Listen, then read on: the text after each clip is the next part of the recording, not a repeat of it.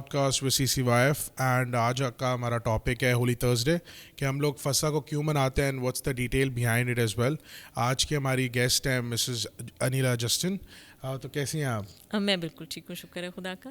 تو ہمارا یہ سوال ہے کہ ہم لوگ اس چیز کو کیوں مناتے ہیں, لائک فسا کا مقصد کیا ہے ہمارا, what's the history behind it, تو اس کو تھوڑا سا ایلیبریٹ کریے گا. ہاں جی, میں ضرور اس پہ بات کرتی ہوں. پہلے تو میں آپ لوگوں کی بہت شکر گزار ہوں CCYF کی کہ آپ لوگوں نے مجھے موقع فراہم کیا کہ میں اس موضوع پہ آپ لوگوں کے ساتھ بات چیت کر سکوں. Thank you very much. میں یہ آپ لوگوں سے کہنا چاہوں گی کہ یہ جو فسا کے حوالے سے, جو ہولی تھرسڈے کے حوالے سے آپ نے کہا کہ کچھ مسکنسیپشنز بھی ہیں, کچھ ہم ڈیٹیلز جاننا چاہتے ہیں کہ کیوں ہم اس دن عبادت کیوں کرتے ہیں, یا ہم اس دن کو کیوں سیلیبریٹ کر رہے ہیں, یا کیوں آبزرو کرتے ہیں. یہ ایکچولی فسا جو لفظ ہے یہ عبرانی زبان کا لفظ ہے, ٹھیک ہے. پسا اس کے لیے لفظ استعمال کیا گیا ہے جس کا مطلب ہے بچانا یا چھڑانا اور نظر انداز کرنا. دو لفظ اس کے معنی جو ہیں وہ دیے گئے ہیں.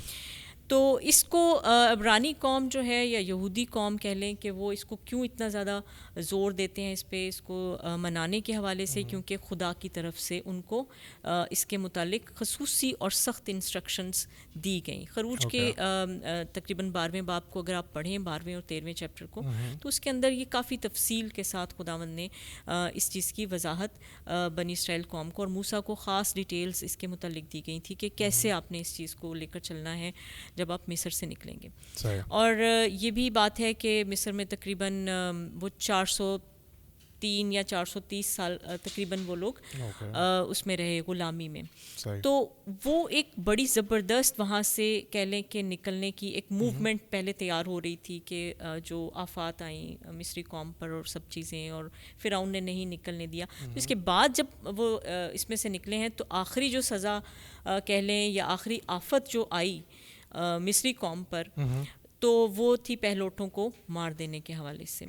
اور یہ اس وبا کا آنا اور اس کہہ لیں کہ موت کے فرشتے کا وہاں سے گزر ہونا جو ہے, اس کے لیے خدا نے پورا انتظام اپنے لوگوں کے لیے کیا اور موسیٰ کو یہ انسٹرکشنز دیں کہ کس طرح سے آپ ان کو سیف کریں گے.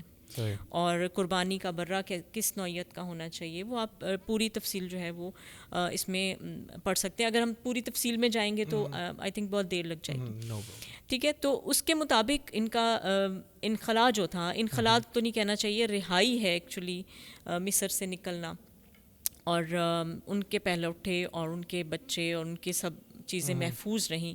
اور مصری قوم جو ہے اس کو خدا نے نہ صرف ان کے پہلوٹے مارے گئے, اس کے ساتھ ساتھ وہاں لکھا ہے کہ خدا نے مصری دیوتاؤں کو بھی سزا دی. یہ بھی خصوصی طور پر وہاں تحریر کیا گیا. تو یہ دن اور وہ شام جو ہے, اور سمجھ لیں کہ وہ مڈ نائٹ ہے جس میں انہوں نے نکلنا تھا, تو اس لیے شام کے ٹائم وہ فسا کھاتے ہیں. اور اس کے بعد ان کا آگے وہ سارا جو پروسیجر تھا.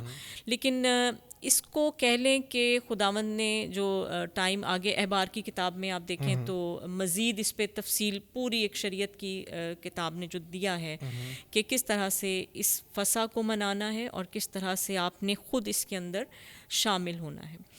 تو وہ سب چیزیں اگر آپ نوٹ کریں نا تو وہ بہت تفصیل ہے, بہت لمبی باتیں ہیں کہ تیاری کے ساتھ, جوتے پہن کے آپ نے کھانا کھانا ہے, کھڑے رہ کے کھانا ہے, بیٹھنا نہیں ہے, اور آپ اپنی سب مطلب پورا ڈریس اپ ہو کے آپ نے, اور جو جانور آپ اس پہ کریں گے, اس کو استعمال کھائیں گے, وہ آپ نے آگ پہ ہی بھوننا ہے, اس کو پکانا نہیں ہے, ابالنا نہیں ہے.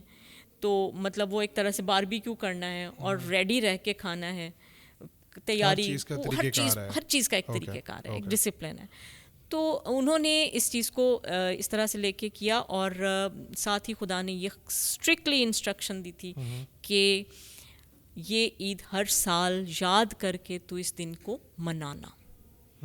تو بنی اسرائیل کے لیے تو یہ ایک لازمی کہہ لیں کہ فسح کی جو عید ہے وہ لازمی ان کی عیدوں میں سے ایک ہے، اور یہ نسان کے مہینے میں آتی ہے، جس کو پہلے ابیب کا مہینہ بھی کہتے تھے.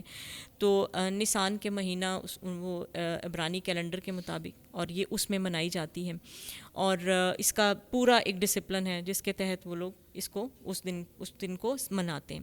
اور اس کا دورانیہ 7 دن کا ہے، 1-2 دن کا نہیں ہے، 7 دن کا ہے. اس میں بھی مخصوص ان کو ٹائم دیا گیا ہے. پھر دوسری چیز یہ کہ یہ اپنی خاندان کے ساتھ منائی جائے گی.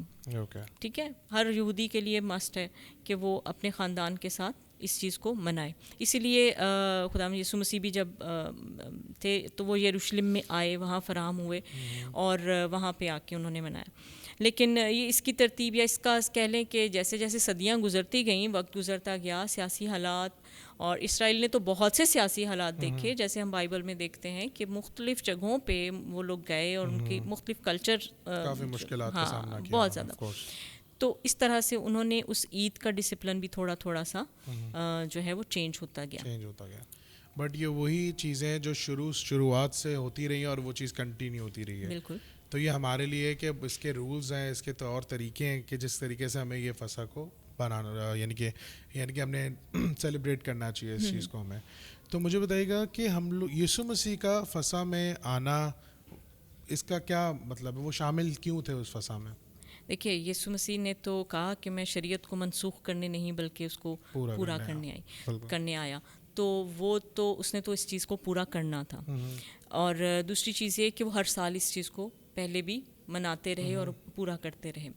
اب جو خاص بات یہ ہے کہ اس نے یہ ٹائم، وہ بالکل اینڈ کی طرف جا رہا ہے نا، یہ لاسٹ ویک ہے اس زمینی خدمت کا اس کا، اور اس لاسٹ ویک کے اندر بڑی بڑی باتیں ہوتی چلی جا رہی ہیں. یہ بڑا امپورٹنٹ اور بڑا اسپیشل ویک ہے جو ہم آبزرو کرتے ہیں، روزوں کے آخری جو کہہ لیں کہ لاسٹ ویک ہوتا ہے. تو اس کو اسی لیے ہولی ویک بھی کہا جاتا ہے.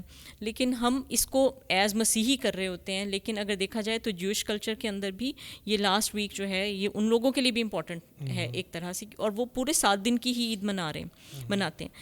اچھا، ان کے کلچر میں یہ چیزیں الگ الگ ہوتی چلی گئیں، چینج ہوتی چلی گئیں، اور وہ اس طرح سے چینج ہوتی چلی گئیں کہ اب جس کلچر میں وہ رہ رہے تھے وہ ہے رومی کلچر.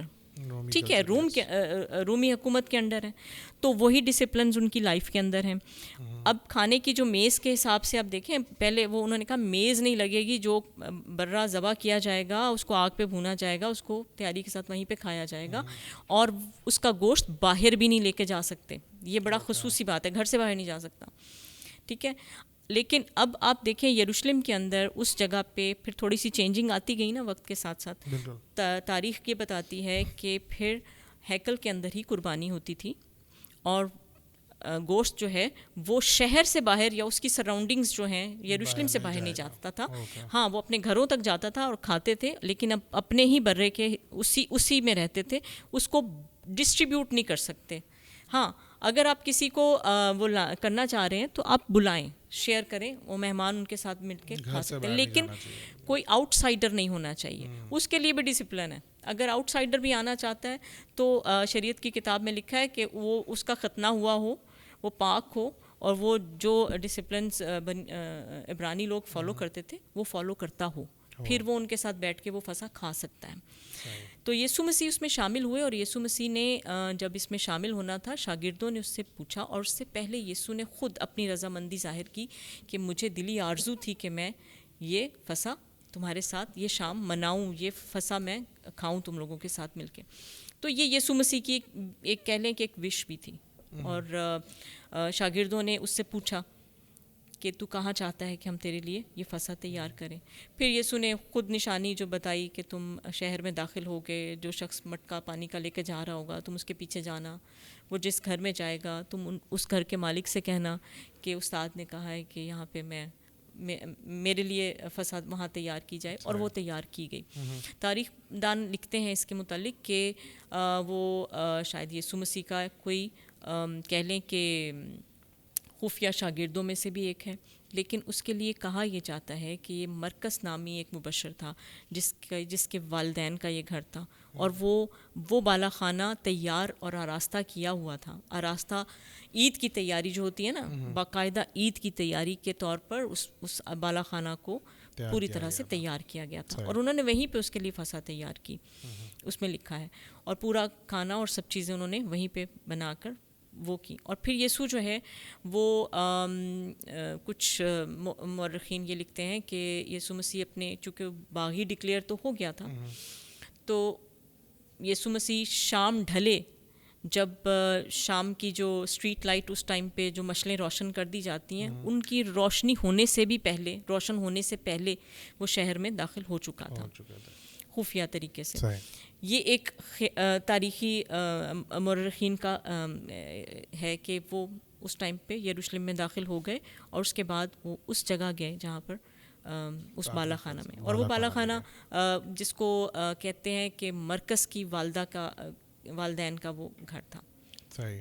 تو مجھے بتائیے کہ کون سی جگہ تھی، یعنی کہ کہاں پر یہ فسا ہوئی، اور کون ایریا پلیس، جیسے کہ یروشلم میں تھا، یروشلم کے اندر ہی تھا. جی.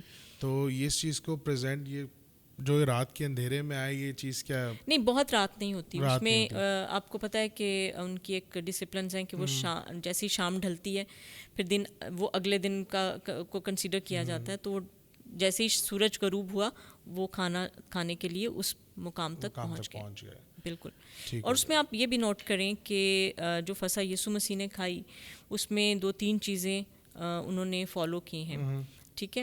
ایک تو مے کا جو پیالہ اور کڑوا ساگ پات اس میں ایک ضروری ہے، بے خمیری روٹی بہت ضروری ہے. یہ ان کے اس عید کے کھانے کے یہ 2 مین کورس سمجھ لیں، مین چیزیں ہیں، ڈشز ہیں، کہ کڑوا ساگ پات، بے خمیری روٹی اور مے، یہ ہونا بہت ضروری ہے. اور جو برا ذبح کیا گیا ہے اس کا میل جو ہے وہ رکھا جاتا ہے اس میں، اور اس کو آگ پہ پکایا جاتا تھا. تو یہ اس ساری فسح کو کھانے میں پہلے وہ کہتے ہیں کہ، اور جو اس کے دوران عبادت پوری جیسے ہم کرتے ہیں نا، ہماری شکر گزاری کی عبادت تو عام طور سے گھروں میں ایک فرق ڈسپلن کے ساتھ ہوتی ہے، لیکن عید کی خاص طور سے، اور وہ عید ہی کے دن میں اس طرح سے کرتے ہیں کہ ہلل ان کی ایک جو گیت ہیں زبور 112 سے 118 تک کے، وہ گائے جاتے ہیں، اور کہا یہ جاتا ہے کہ وہ پڑھے بھی جاتے ہیں، گائے بھی جاتے ہیں اور پڑھے بھی جاتے ہیں. وہ تعریفی گیت زبور ہیں جو اس نماز یا اس عبادت کے دوران یا فسح کے دوران پڑھے جاتے اور گائے جاتے ہیں. اس سے پہلے کڑوا ساگ پات چٹنی کے طور پر جو رکھا جاتا ہے وہ کھایا جاتا ہے، اور یہ ضروری ہوتا ہے، اس میں شامل ہونا ضروری ہے. بے خمیری روٹی کھائی جاتی ہے، اور یسوع نے وہ توڑ کر دی اور یہ کہا کہ میری یادگاری میں تم ایسا ہی کیا کرنا. تو ہم مسیحی کانٹیکسٹ میں اگر اس کو دیکھیں نا، اس ساری فسح کے پورے اس ٹائم کو، تو ہم اس کو لے آتے ہیں عشاء اربانی کے ساتھ جوڑتے ہیں. اور یہ کہہ لیں کہ چوتھی آئی تھنک صدی میں ابتدائی کلیسیا نے اس کو جوڑا ہے ہولی کمیونین کے ساتھ، کہ جو فسح وہ والی تھی اس کی یادگاری کی عبادت اس طرح سے ہی کی جائے، اور ایک ہی پیالے میں، شراکت کا پیالہ اس کو کہا جاتا ہے، اس میں ہم سب جو شرکا ہیں اس فسح کے وہ شامل ہوتے ہیں. اور ہم اپنے چرچز میں اور عبادت گاہوں میں جہاں جہاں مسیحی ہیں وہ جب بھی ملتے ہیں اور جب عشاء اربانی میں شامل ہوتے ہیں تو ایک ہی پیالے میں سب لوگ شامل ہوتے ہیں. تو کووڈ سے پہلے تو سب ایک ہی پیالے میں شامل ہوتے ہیں، شراکت کا پیالہ تھا. اب کچھ ڈسپلنس تھوڑے سے فرق ہمارے بھی ہو گئے. تو آف کورس اس چیز کو اگر ہم اس چیز کو دیکھا جائے کہ آج کے دور میں، کہ جیسے کہ ہماری اس کو عید کے طور پہ ہم ڈکلیئر کرتے ہیں ہولی تھرسڈے، تو آج کے دور میں جیسے کہ نیا دور ہے آج کا، تو اس کو آج آپ کیا کہنا چاہتی ہیں کہ اس کو ہم کیسے منائیں، کیسے سیلیبریٹ کریں؟ یعنی کہ ہم پچھلے جتنے بھی ہمارے دور رہے ہیں ان کو دیکھتے ہوئے تو ہمیں آج کے دور میں اس کو کیسے سیلیبریٹ کرنا چاہیے؟ پہلی چیز تو یہ کہ ہم اگر ہم یسوع مسیح کے فالوورس ہیں تو ہم جو وہاں پہ پاؤں دھونے کی رسم ہوئی، بالکل ٹھیک ہے، اور اس کے بعد اس رسم کو ادا کرنے کے ساتھ ہی یسوع مسیح نے کچھ کہا بھی تھا کہ تم بھی ایسے ہی کیا کرنا. تو ہمیں ایک تو یہ کہ ہمیں اس ڈسپلن کو لے کر چلنا ہے. ٹھیک ہے. وہ استاد تھا اور اس نے اپنے شاگردوں کے پاؤں دھوئے. ٹھیک. استاد نے اپنے جو اس کے شاگرد ہیں ان کے پاؤں دھونے ضروری. ٹھیک, ایک بات. دوسری چیز یہ کہ اس نے روٹی توڑی اور کہا کہ یہ میرا بدن ہے جو تمہارے واسطے دیا جاتا ہے. پھر اس نے پیالہ لیا اور اس نے کہا کہ یہ میرا وہ عہد کا خون ہے جو تمہارے واسطے بہایا جائے گا. ایک چیز اس نے اور بھی کہی تھی, اس نے کہا کہ جو شیرہ میں انگور کا شیرہ یہ میں آخری دفعہ یہ پیتا ہوں, اس کے بعد میں کب پیوں گا, خدا کی بادشاہی میں, جب میں آؤں گا, جب وہ بادشاہی دوبارہ وہ اپنی قائم کرے گا.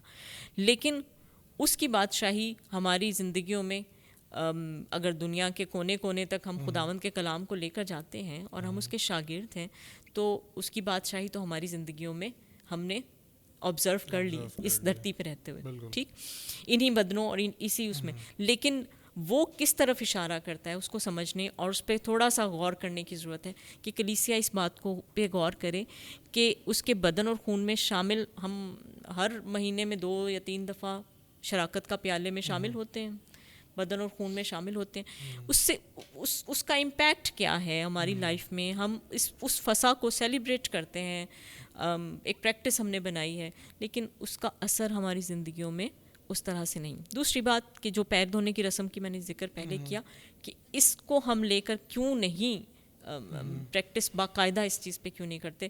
ہم ہر سال ہولی تھرسڈے کا ویٹ کیوں کرتے ہیں, تو یہ ہونا چاہیے, یہ بڑا ضروری ہے. اور اب کلیسیاؤں میں جو بگاڑ ہے اس کو اس پہ کام کرتے ہوئے جو لیڈرز ہیں, ہمارے کرسچن لیڈرز ہیں, ان کو کوشش کرنی چاہیے کہ یسوع مسیح کی جو ٹیچنگز ہیں, جو کہی گئی جو پریچنگ ہے, جو پریچ کرتے ہیں وہ پریکٹس بھی کریں. میں تو یہ کہوں بالکل وہ پریکٹس ہونی چاہیے بالکل. لیکن میں سمجھتا ہوں کہ اگر میرا نظریہ اس چیز کو لیتے ہوئے کہ یہ بہت امپورٹنٹ ہے اور یہ ہمارے ریلیجن کو ڈیفائن کرتی ہے یہ چیز, تو بہت ساری نئی چیزیں سیکھنے کو ملی. اینڈ تھینک یو سو مچ.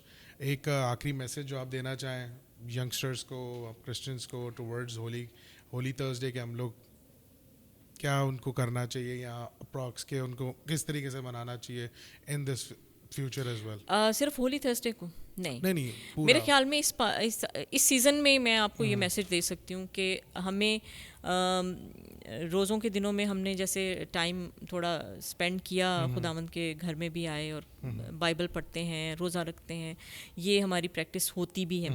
لیکن اس پریکٹس کے ساتھ بائبل ریڈنگ اور بائبل کو سمجھنا, مطلب اس کو آپ اپنی روز کی روٹی کے ساتھ شامل کر لیں. بالکل.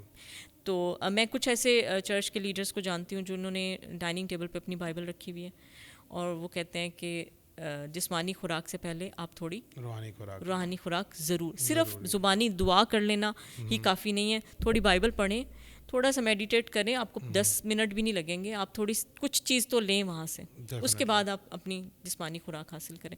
تو میرے خیال میں یوتھ کو بائبل اسٹڈی جو ہے وہ تھوڑی سی بڑھانی چاہیے. نہیں, thank you so much for your feedback as well. میں آپ کو بہت شکر گزار ہوں کہ آپ نے ہمارے لیے ٹائم نکالا. آپ لوگوں نے سوری میں آپ کی بات کاٹ رہی ہوں, لیکن میں آپ کو یہ کہوں گی کہ آپ نے یوتھ کے آپ لوگ ہیں اور میں بڑی خوش ہوں اس بات سے کہ آپ لوگ چرچ سے بہت ان ٹچ, مطلب صرف وقتی طور پہ نہیں ہے, آپ لوگوں کی ایک اٹیچمنٹ ہے. ٹھیک ہے, اور وہ آپ لوگ جب وقت گزر جائے گا نا یہ والا, تو پھر آپ کہیں کوئی آپ کو یاد کرے گا کہ یار انہوں نے یہ کام کیا تھا. تو میں بڑی خوش ہوں کہ آپ لوگ یہ اسٹیپ لے رہے ہیں اور اپنی جو آپ کی اسکلس ہیں, آپ کا جو ٹیلنٹ ہے, آپ کے پاس جو خداوند نے آپ کو برکت دی ہے, اس کو آپ اس مقصد کے لیے یوٹیلائز کر رہے ہیں کہ خداوند کے کلام کے حوالے سے بھی سیکھیں اور آپ خدا کے کلام کی جو پروموشن ہے وہ کر سکیں کسی طرح سے. تو یہ آپ لوگوں کی ایک خدمت ہے میرے خیال میں, اور خداوند آپ سب کو بڑی برکت دے. میری دعائیں آپ لوگوں کے ساتھ ہیں, خداوند آپ کی خدمت کو اور بڑھائے اور اپنے نام اور اپنے جلال کے لیے استعمال کریں. Thank you so much for your time. Thank you ji, بہت شکریہ. Okay, so do like and share and subscribe as well. اور جو آپ لوگ کے سوال جواب ہیں, کوئی نئی چیز آپ لوگ کو بھی پتہ ہے تو آپ لوگ do comment as well, تو تاکہ ہم اس چیز پہ اپڈیٹ آپ کے لیے لے کر آ سکیں. Thank you so much.